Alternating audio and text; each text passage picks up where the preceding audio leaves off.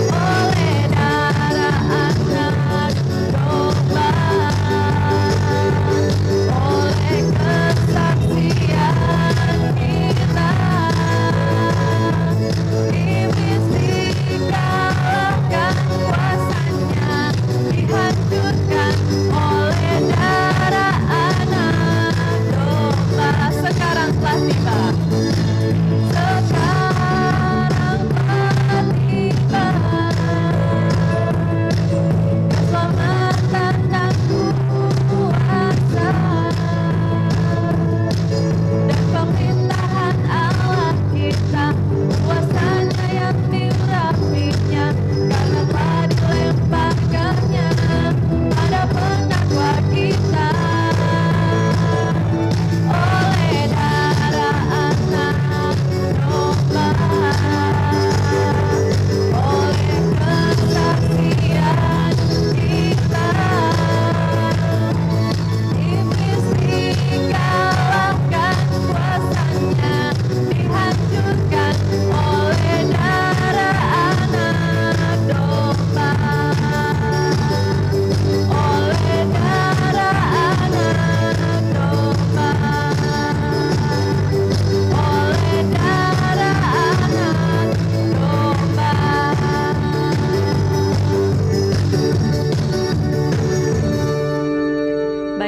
tidak berlambatan, kita akan segera mendengarkan kebenaran firman Tuhan. Kita siapkan hati kita untuk ditaburi kebenaran firman Tuhan. Kita angkat pujian ketika ku hadapi kehidupan ini.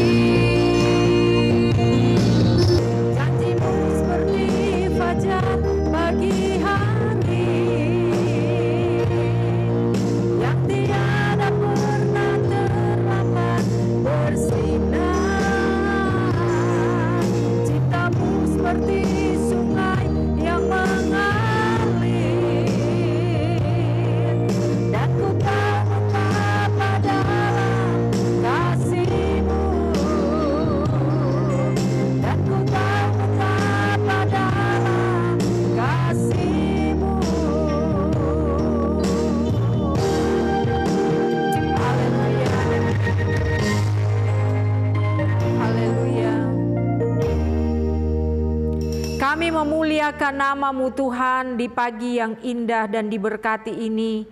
Kami siap terima kebenaran firman Tuhan. Kami percaya hanya firman-Mu yang mampu memberi kami peneguhan. Hanya firman-Mu yang mampu meneguhkan, menghibur, menguatkan kami. Sehingga kami mampu melewati masa-masa sulit dalam hidup kami. Masa-masa kami mengalami pergumulan hidup, tapi kami percaya firman-Mu akan menuntun kami bagaikan pelita yang menerangi perjalanan kehidupan kami. Terima kasih Bapa, urapi hamba-Mu, urapi jemaat-Mu yang berada di rumah masing-masing, yang mampu menangkap siaran dari gedung gereja ini. Kami percaya hari ini, pagi ini kami diberkati oleh Tuhan. Kami siap terima firman-Mu. Dalam nama Tuhan Yesus adalah firman yang dahsyat dan berkuasa. Haleluya. Amin. Puji Tuhan. Salam sejahtera dalam kasih Tuhan kita Yesus Kristus. Saya sampaikan kepada jemaat Tuhan yang sangat saya kasihi, yang berada di rumah saudara masing-masing, karena sampai saat ini kita belum diizinkan kembali berada di gedung gereja dalam melakukan ibadah raya, dan kita masih lanjut dengan ibadah secara virtual. Dan saya percaya sekalipun kita tidak berjumpa di rumah Tuhan hari-hari ini, tapi saya yakini bahwa Roh Kudus ada di antara kita semua. Roh Kudus hadir di tengah-tengah persekutuan ibadah jemaat sekalian yang berada di dalam keluarga saudara masing-masing di rumah. Dan saya yakin firman Tuhan pagi hari ini senantiasa hadir memberkati jemaat sekalian. Baik Bapak Ibu Saudara jemaat yang diberkati Tuhan, kita buka Alkitab kita bersama-sama dalam kitab Filipi pasalnya yang pertama, ayatnya yang ke-29 sampai ayatnya yang ke-30. Sekali lagi Filipi pasalnya yang pertama, ayatnya yang ke-29 sampai ayatnya yang ke-30, yang berbunyi demikian: sebab kepada kamu dikaruniakan bukan saja untuk percaya kepada Kristus, melainkan juga untuk menderita untuk Dia. dalam pergumulan yang sama seperti yang dahulu kamu lihat padaku dan yang sekarang kamu dengar tentang aku. Puji Tuhan, Bapak Ibu sekalian yang diberkati Tuhan, diberkatilah mereka yang mendengar firman Tuhan dan yang melakukannya dalam kenyataan dan praktek kehidupan sehari-hari. Saudaraku yang diberkati, firman Tuhan hari ini lewat penulisan Rasul Paulus kepada jemaat yang ada di kota Filipi, di tengah-tengah keadaan Paulus mengalami pergumulan di mana fisiknya dipasung atau dipenjarakan, saudara, oleh kerajaan Romawi, oleh penguasa Romawi waktu itu, sehingga dia tidak bisa lagi berjumpa secara langsung dengan jemaat-jemaat yang dia layani, termasuk jemaat yang menjadi tujuan penulisan surat ini. Bapak Ibu Saudara sekalian yang diberkati Tuhan, Paulus dengan tegas mengatakan dalam ayatnya yang ke-29, di dalam nasihat-nasihatnya kepada jemaat yang dia layani, ketika dia berada dalam kondisi yang sangat terkungkung, dia dipenjara, dia menulis surat ini memberi penguatan kepada jemaat sekalian. Karena saudara, saya percaya secara emosional, secara psikis, jemaat itu terpengaruh juga karena Paulus dipenjarakan akibat Injil, akibat pemberitaan dia tentang Yesus Kristus yang adalah Tuhan itu. Sehingga dia perlu mengingatkan jemaat dari dalam penjara. Dia menulis surat ini kepada jemaat yang dia layani. Nah, dalam ayat yang ke-29 di sana menerangkan, sebab kepada kamu dikaruniakan bukan saja untuk percaya kepada Kristus, melainkan juga untuk menderita. Jadi dari ayat ini saudara, Paulus saudara membagi bahwa karunia Tuhan itu bukan cuma ketika kita percaya. Kadang kita berpikir bahwa ketika kita percaya kepada Yesus Kristus yang adalah Tuhan, adalah sebuah karunia buat kita, adalah sebuah kasih karunia, adalah sebuah anugerah bagi kita. Dan itu benar dan sangat benar. Tetapi saudara, Paulus berkata, penderitaan pun adalah bagian dari kasih karunia Allah dalam hidup kita. Penderitaan pun adalah bagian dari anugerah Allah dalam hidup kita. Bapak Ibu Saudara yang diberkati Tuhan,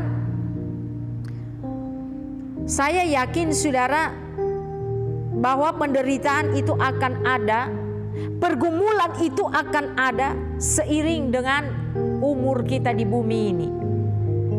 Akan silih berganti saudara, mendatangi kehidupan kita. Yang diterjemahkan oleh Paulus di dalam ayat ini adalah pergumulan. Ayat 30 berkata, dalam pergumulan yang sama seperti yang dahulu kamu lihat padaku. Paulus mengistilahkan bahwa ada pergumulan yang dia alami, ada penderitaan yang dia rasakan saudara. Dari ayat yang kita baca tadi, yang dapat dilihat, yang dapat disaksikan oleh jemaat sekalian. Nah, saya katakan saudara bahwa percaya kepada Kristus yang adalah Tuhan tidak serta-merta menghilangkan pergumulan yang harus kita hadapi. Karena ayat ini menjamin tentang itu. Sebab kepada kamu dikaruniakan bukan cuma percaya, tapi juga adalah bagian penderitaan pergumulan yang akan kita lalui dalam perjalanan iman kita sampai kita tiba di seberang sana. Artinya begini saudara jemaat, kalau kita tidak ingin lagi mengalami pergumulan atau penderitaan, maka memang tidak ada solusi lain selain kita kembali ke sorga. Karena di sorga itu kita tidak akan pernah lagi mengalami penderitaan, pergumulan yang diistilahkan oleh Paulus ini, kesesakan, tidak akan pernah lagi kita alami di sana. Tapi selama kita masih mendiami bumi yang fana ini, maka saya percaya Paulus bilang dalam ayat ini, kita dikaruniakan bukan cuma untuk percaya, tetapi untuk menderita juga bersama-sama dengan Kristus. Bapak Ibu Saudara yang diberkati oleh Tuhan, saya pernah katakan kepada jemaat, penderitaan itu dan percaya bagaikan dua sisi mata uang, yang kedua belah sisi itu tidak boleh ada yang hilang. Sebab ketika hanya satu sisi saja mata uang itu yang kita dapat, hanya gambarnya yang bagian depan dan belakangnya tidak, maka saya percaya mata uang itu tidak akan dihargai, tidak akan berlaku sebagai alat tukar bagi kita. Tidak mungkin. Coba Anda pergi ke sebuah supermarket atau ke toko dan Anda bawa uang ini sebagai alat tukar untuk membeli sesuatu, tapi bagian sisi lain daripada uang itu sudah hilang. Jangankan hilang bagian sisi lainnya, dia robek saja, walaupun tidak besar, itu sulit diterima oleh penjual. Nah, penderitaan dan percaya, saya percaya bagaikan dua sisi mata uang yang tidak mungkin dapat dipisahkan. Nah, Bapak Ibu Saudara sekalian yang diberkati Tuhan, saya melihat apa sudut pandang Alkitab tentang penderitaan. Sebab tidak semua penderitaan yang dialami oleh manusia itu diizinkan oleh Tuhan. Sebab itu mari kita lihat apa sudut pandang Alkitab tentang penderitaan. Bapak Ibu Saudara yang diberkati Tuhan, saya ingin jemaat melihat ada satu kisah di dalam firman Tuhan, di dalam Alkitab, bagaimana penderitaan yang dialami oleh seorang yang bernama Yunus. Nanti saudara buka dalam kitab Yunus, di sana sangat jelas dari pasal 1, pasal 2, di sana menceritakan bagaimana Yunus mengalami penderitaan ketika dia berada 3 hari 3 malam di perut ikan, tidak makan dan tidak minum, dalam suasana ruang perut ikan yang tidak pernah dialami sebelumnya. Karena Alkitab memberi kesaksian bahwa Yunus begitu mengalami kesusahan, sangat menderita dia di dalam perut ikan itu, sehingga Yunus pasal 2 ayat 7 menjelaskan di sana, ketika dia ada di dalam penderitaan itulah dia mengingat tentang Tuhan. Dia teringat akan Tuhan. Dia berseru kepada Tuhan di dalam pergumulan itu, di dalam penderitaan yang dia alami. Jadi dengan kata lain, saya bisa mengambil kesimpulan dari ayat yang kita baca hari ini, yang kita renungkan bersama-sama, bahwa penderitaan bisa diartikan sebagai sebuah panggilan untuk kita melayani. Sebab itu terbukti dalam diri Yunus. Kesaksian Alkitab, saudara. Yunus begitu menderita dan akhirnya dia menyerah kepada Tuhan dan mengiyakan oke atas panggilan Tuhan atas hidupnya. Jadi ada penderitaan yang Tuhan izinkan terjadi untuk menyatakan kemuliaannya, untuk memanggil kita dalam sebuah panggilan kudus untuk melayani Tuhan. Dan ini terjadi kepada Yunus. Sebab orang biasanya kalau di dalam keadaan senang, kalau di dalam keadaan enjoy semua, saudara, jarang orang mau serius dengan Tuhan. Jarang orang mau care dengan panggilan Tuhan, toh? Jadi Tuhan hadirkan penderitaan bagi Yunus, dan itu betul-betul dijabarkan sangat jelas dalam Alkitab. Dia begitu menderita dan sangat sengsara di dalam perut ikan, yang mengakibatkan dia teringat akan Tuhan, dia teringat akan janjinya kepada Tuhan, dan dia menyerahkan diri untuk melayani Tuhan. Tapi saya berharap kita jemaat Tuhan yang ada di Eklesia, jangan nanti tunggu penderitaan, jangan nanti tunggu pergumulan yang tidak sanggup lagi teratasi, baru kita mau menyerah, mau melayani Tuhan. Saya mau melayani Tuhan. Tapi mari kita care dengan Tuhan, kita peduli dengan panggilan Tuhan, dan kita menyerahkan diri untuk melayani. Karena pelayanan itu bukan nanti kita khotbah di mimbar. Pelayanan itu bukan nanti kita menjadi seorang pengkhotbah hebat, saudara. Tapi saudara, dengan apa saja yang kita bisa lakukan bagi Tuhan itu sudah bentuk pelayanan. Kita berdoa, kita memuji Tuhan, kita melayani Tuhan lewat wadah-wadah. Itu sudah sebuah bentuk pelayanan kepada Tuhan. Sebab itu saya katakan, jangan nanti tunggu penderitaan baru kita memberi waktu bagi Tuhan. Kita menderita dulu, banyak sekali pergumulan yang tidak bisa teratasi, kita baru mau memberi bagi Tuhan. Kita baru mau setia kepada Tuhan. Tapi saya percaya jemaat yang ada di tempat ini, saudara mampu memberi seluruh hidup saudara bagi Tuhan dalam setiap aspek kehidupan kita, dalam pelayanan dan dalam keluarga kita. Puji Tuhan, Bapak Ibu Saudara yang diberkati Tuhan. Yang kedua, saudara, sudut pandang Alkitab tentang penderitaan, saudara, ada di dalam kitab Ayub, saudara. Ada di dalam kitab Ayub, saudara. Penderitaan yang dialami, saudara, oleh Ayub dalam pasal 1 dan seterusnya, saudara. Alkitab bersaksi, saudara, bahwa Ayub adalah orang yang saleh. Ayub adalah orang yang jujur. Ayub orang yang takut akan Tuhan. Tetapi saudara, dia diizinkan untuk mengalami pergumulan. Jadi saya mau katakan saudara, sudut pandang Alkitab saudara tentang pergumulan, tentang penderitaan juga adalah bagian daripada ujian terhadap kasih kesetiaan kita kepada Tuhan.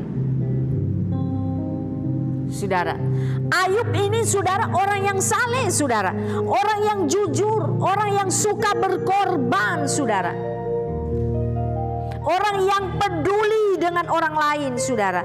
Tetapi Alkitab bersaksi, saudara, dalam Ayub pasal 1 dan seterusnya, di sini dijelaskan, saudara, bahwa Tuhan mengizinkan Ayub mengalami pergumulan. Dia harus kehilangan anak-anaknya. Dia harus kehilangan istrinya, meninggalkan dia. Dia harus kehilangan hartanya, saudara. Aset-aset kepemilikannya, saudara, hilang, saudara. Dan itu sebuah pergumulan yang amat sangat kalau menurut saya. Apakah Ayub, saudara, bukan orang yang hidup dengan Tuhan? Alkitab bersaksi dia orang yang saleh, saudara. Dia orang yang takut akan Tuhan. Jadi bayangkan, berarti genap firman Tuhan bahwa penderitaan itu juga bagian dari kasih karunia Allah dalam hidup kita. Tidak mungkin kita bisa pisahkan antara percaya dan pergumulan. Kita percaya kepada Yesus Kristus yang adalah Tuhan, bukan berarti menghilangkan pergumulan yang akan kita lewati, saudara. Seperti yang dialami oleh tokoh-tokoh Alkitab ini. Dia mengalami ujian. Dan Ayub luar biasa, dia mampu melewatinya dengan baik. Saya percaya saudara, tidak ada orang Kristen, orang percaya yang tidak mengenal Ayub ini lewat firman Tuhan ini. Karena dari tahun ke tahun, dari zaman berganti zaman, cerita tentang Ayub ini sangat begitu digaungkan. Bagaimana dia mengalami ujian. Sebab itu kekristenan tidak akan pernah kaget dan gentar dengan ujian. Karena tokoh-tokoh Alkitab juga saudara yang kita telusuri dan kita imani, kita pelajari dengan sungguh-sungguh, mereka juga tidak pernah lepas dari pergumulan hidup. Sehingga saudara, Ayub begitu kuat melewatinya sehingga dia boleh keluar dengan kemenangan. Ending daripada pergumulan yang dihadapi oleh Ayub, ending dari ujian yang Tuhan izinkan dia lalui adalah dia dipulihkan 2 kali lipat dari apa yang pernah dia terima dari Tuhan. Itu luar biasa. Sebab itu saya katakan kepada jemaat, sudut pandang Alkitab tentang penderitaan, saudara, yang saya jelaskan di awal tadi adalah sebuah panggilan untuk kita melayani. Ada pergumulan yang kita alami itu untuk menguji kasih kita kepada Tuhan, kesetiaan kita kepada Tuhan. Sebab ada orang yang hanya mampu, saudara, memuji Tuhan, yang hanya mampu mengakui kebesaran Tuhan, yang mampu mengakui kebesaran dan kemahakuasaan Tuhan dikala semua yang dia alami itu mengenakan dia, dikala semua yang dia alami itu serba wah, maka begitu mudah dia mengakui kebesaran Tuhan. Tetapi Ayub di tengah-tengah penderitaan yang harus dia alami, pergumulan yang dia tidak pernah duga yang harus dia jalani, dia tetap mengakui kebesaran Tuhan. Dia tetap setia kepada Tuhan. Bayangkan toh, sampai istrinya mengajak dia untuk bareng-bareng sama-sama mengutuk Tuhan. Tapi apakah Ayub mengikuti apa kata istrinya? Tidak. Ayub tetap teguh berpegang kepada keyakinan imannya bahwa apa yang dia alami adalah bagian kasih karunia Allah dalam hidupnya. Sebab itu jemaat Tuhan yang diberkati Tuhan, biar ketika hari-hari ini kita sementara mengalami pergumulan, dan saya katakan ini pergumulan yang amat sangat, saudara, karena COVID ini menyentuh semua sendi-sendi kehidupan kita. Baik dari sisi ekonomi tergoncangkan, saya percaya, baik dari sisi kesehatan tergoncangkan, apalagi sehingga kita mendengar banyak kesaksian rumah sakit sekarang ini penuh dengan orang-orang yang sakit, termasuk orang-orang yang terpapar COVID ini. Luar biasa hari-hari ini pergumulan yang kita alami, saudara, di banyak aspek kehidupan kita. Dalam hubungan sosial satu dengan yang lain rasanya sangat terganggu. Bisa dibayangkan keluarga kita yang sakit, kita tidak mungkin lagi besuk seperti dulu. Bahkan jangankan sakit, meninggal sekalipun kita tidak bisa dampingi dan temani. Memang betul-betul kita mengalami pergumulan hari-hari ini. Tapi lihat apa yang dialami oleh Ayub. Ayub tidak gentar sedikit pun, tapi dia tetap percaya, dia tetap mengakui kebesaran Tuhan. Dia sampai pernah berkata, saudara, dalam Ayub, dalam pasal pertama, pasal kedua itu, Tuhan yang memberi, Tuhan yang mengambil, terpujilah nama Tuhan. Semua dia persembahkan hanya bagi Tuhan. Kenapa? Karena dia percaya ujian terhadap imannya akan mendatangkan sesuatu yang mulia. Sebab itu saya katakan dalam khotbah saya minggu kemarin kepada jemaat, saya yakin sekali Tuhan punya maksud dan rencana di balik dari pergumulan yang kita alami hari-hari ini. Yang ketiga, yang terakhir, saudara, pergumulan,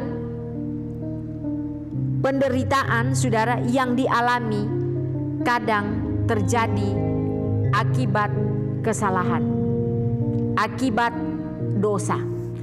Karena itu tercatat dalam firman Tuhan. 1 Petrus pasal 2 ayatnya yang ke-20, saudara, di sana menjelaskan seperti ini. Saya ingin jemaat Tuhan boleh baca ayat ini dalam 1 Petrus pasalnya yang kedua ayatnya yang ke-20. Di sana bilang begini. Sebab dapatkah disebut pujian jika kamu menderita pukulan karena kamu berbuat dosa? Tetapi jika kamu berbuat baik dan karena itu kamu harus menderita, maka itu adalah kasih karunia pada Allah. Haleluya. Jadi saudara, sudut pandang Alkitab tentang penderitaan yang saya jelaskan tadi kepada jemaat, ada karena panggilan untuk melayani, ada karena ujian terhadap kasih dan kesetiaan kita kepada Tuhan, tetapi ada juga penderitaan yang disebabkan karena dosa. Sebab itu ayat ini berkata, dapatkah disebut sebuah pujian jika kamu menderita pukulan karena dosa? Ada orang menderita karena kesalahannya sendiri. Saudara, tidak perlu menyalahkan Tuhan, tidak perlu menyalahkan orang lain karena kebodohannya sendiri.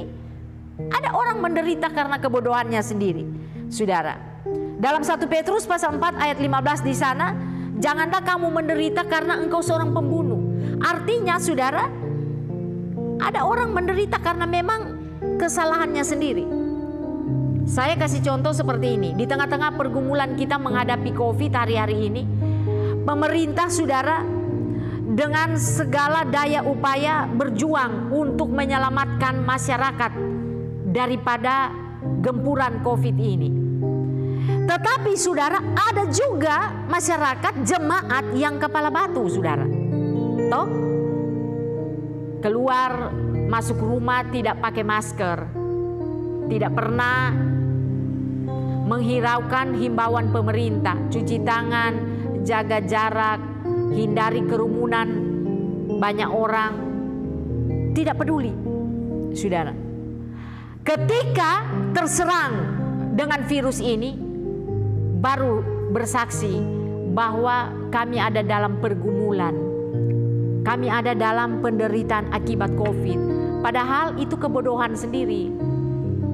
Saya katakan, karena saudara, yang kita hadapi hari ini bukan manusia, virus yang tidak kelihatan. Dan banyak orang yang tidak mau tahu, saudara. Saya pikir jemaat Tuhan, mari kita jangan jadi jemaat yang menderita karena kebodohan. Gitu. Tapi betul-betul kita menderita pada bagian sudut pandang Alkitab. Mungkin karena kita dipanggil untuk melayani, mungkin karena itu ujian iman terhadap kasih dan kesetiaan kita. Tapi jangan kita menderita karena kita mengalami pergumulan karena kita bodoh, saudara. Kita tidak pahami, saudara. Kita melawan apa yang menjadi kehendak Tuhan, kita melawan apa yang menjadi anjuran pemerintah.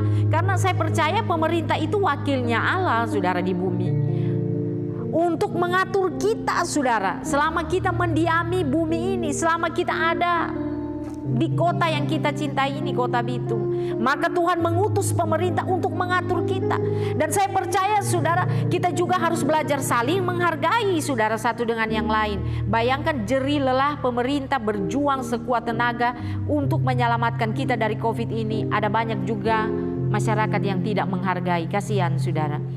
Nah, ketika kita ada di dalam penderitaan, mungkin kita terserang, mungkin kita sakit, mungkin saudara rumah sakit tidak mampu lagi menampung kita, maka kita merasa bahwa kita ada di dalam ujian. Padahal kita sendiri yang suka cari gara-gara, suka cari pencobaan sendiri, saudara. Sebab itu Bapak Ibu Saudara yang diberkati Tuhan, jangan kita menderita karena kebodohan. Sekali lagi, jangan kita menderita sebagai orang yang melakukan kejahatan. Ada orang tuh bunuh orang masuk bui, dipenjarakan. Di sana saudara dia disiksa, di sana dia menderita. Kemudian dia berseru, aduh dia mengalami ujian, mengalami pergumulan. Ya itu kebodohanmu, siapa suruh engkau bunuh orang?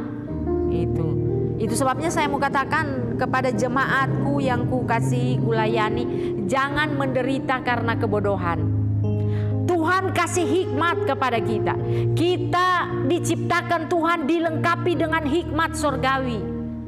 Hikmat Allah bisa diberikan kepada kita. Mari kita berjalan dengan hikmat Tuhan. Jangan kita berjalan, saudara, di dunia yang fana ini, yang begitu banyak masalah, begitu banyak tantangan. Kita juga menceburkan diri di dalamnya, saudara. Kita juga dengan sengaja, saudara, melakukan kesalahan yang mengakibatkan kita menderita. Tapi mari kita menjadi orang percaya yang menderita karena Kristus, menderita karena kebenaran, menderita karena kita melakukan firman Tuhan. Paulus menderita bukan sebagai penjahat, Ayub menderita bukan sebagai penjahat, saudara, tapi mereka menderita karena Kristus. Mereka ditawan karena Injil. Sebab itu mari kita menderita karena melakukan hal-hal yang benar. Ketika kita berbuat baik dan orang saudara menyerang kita, ketika kita berbuat baik dan orang tidak menghargai kita, maka itulah sebuah pergumulan. Tapi kalau kita jahat kepada orang dan orang balas jahat, itu bukan pergumulan. Sekali lagi jemaat, mari kita belajar lewat kebenaran firman Tuhan pagi hari ini. Kita jangan pernah menyerah terhadap pergumulan, karena kita percaya, kita mengerti ada sudut-sudut pandang Alkitab tentang pergumulan dan penderitaan. Dan biar kita ada di bagian-bagian penderitaan yang mempermuliakan Tuhan. Amin. Saya sampaikan di sini, firman Allah menjadi berkat bagi jemaat sekalian. Kita angkat satu pujian, kita akan doa untuk mengakhiri siaran virtual kita pagi hari ini. Kita angkat satu pujian. Yesus baik. Haleluya.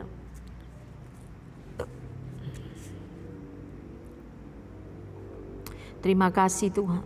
Haleluya.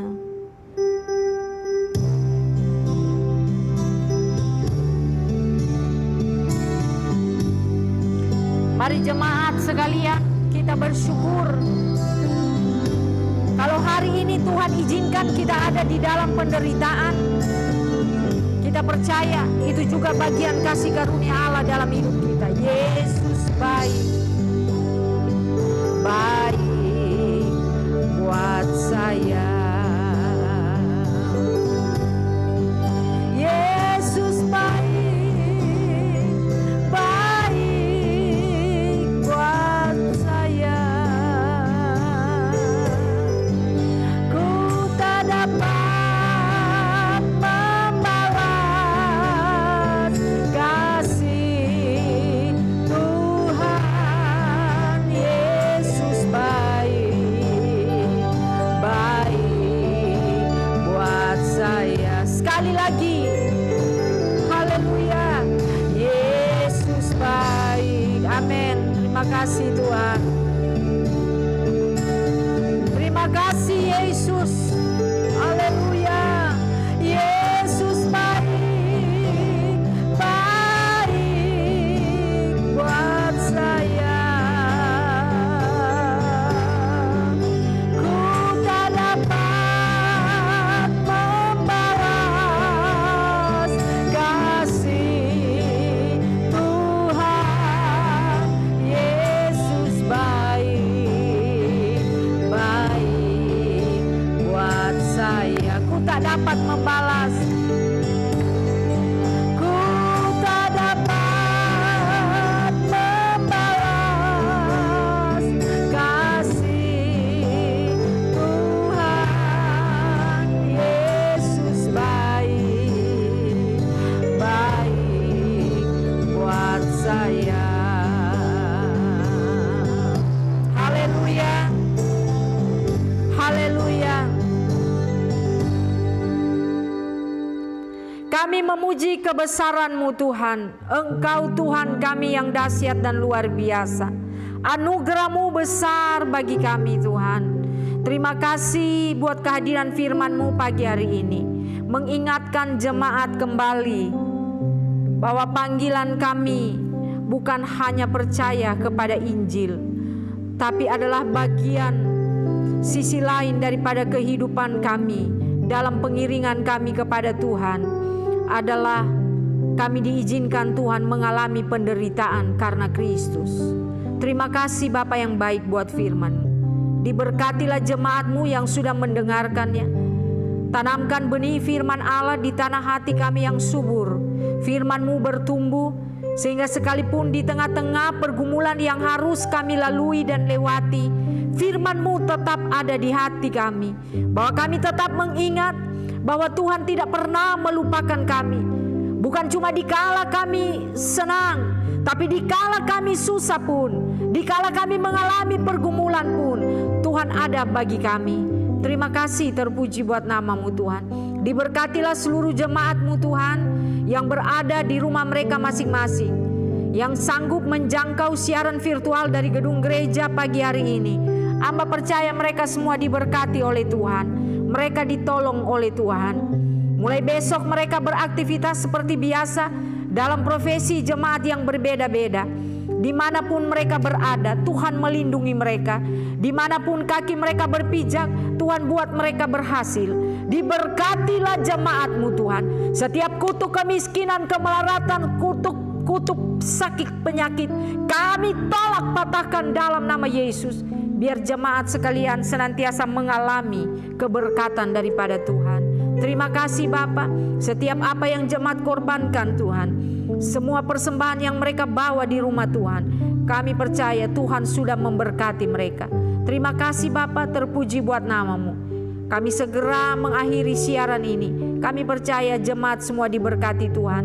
Mereka yang susah telah dihiburkan, mereka yang sakit disembuhkan, mereka yang putus asa diberikan pengharapan baru. Mereka Tuhan yang mengalami jalan buntu, Engkau bukakan jalan bagi mereka. Kami percaya Tuhan memberkati jemaat, pribadi lepas pribadi, keluarga lepas keluarga. Kami terus juga teringat Tuhan akan Tuhan pergumulan bangsa dan negara kami. Dalam mengatasi COVID ini Tuhan, kami hanya serahkan dalam tangan-Mu. Kami hanya berseru kepada-Mu Tuhan siang dan malam, biar Tuhan yang melepaskan kami Tuhan dari pergumulan COVID-19 ini. Kami tidak mampu Tuhan, kami terbatas Tuhan, tapi kami percaya Tuhan kami sanggup melakukannya bagi kami. Terima kasih, terpuji buat nama-Mu. Berkati pemerintah kami, baik dari pusat provinsi sampai ke kota Bitung ini. Kami percaya Tuhan menyertai, Tuhan memberkati pemerintahan kami.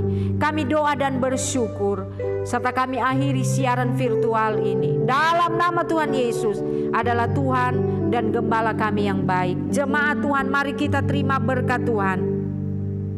Diberkatilah engkau di kota, diberkatilah engkau di ladang. Diberkatilah buah kandunganmu, diberkatilah bakulmu dan tempat adonanmu. Diberkatilah engkau pada waktu masuk dan diberkatilah engkau pada waktu keluar. Tuhan memberkati engkau dan melindungi engkau. Tuhan menyinari engkau dengan wajah-Nya dan memberi engkau kasih karunia. Tuhan menghadapkan wajah-Nya dan memberi engkau damai sejahtera dari sekarang, besok, sampai selama-lamanya.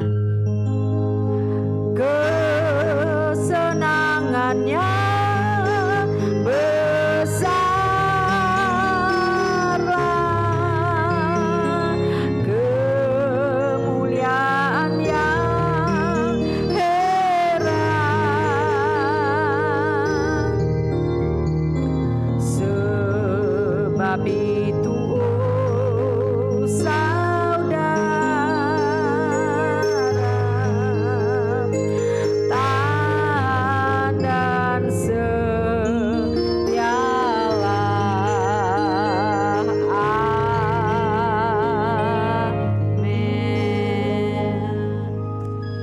puji Tuhan, demikianlah ibadah raya kita pagi hari ini. Tuhan Yesus memberkati. Selamat hari Minggu, selamat berbakti. Puji Tuhan.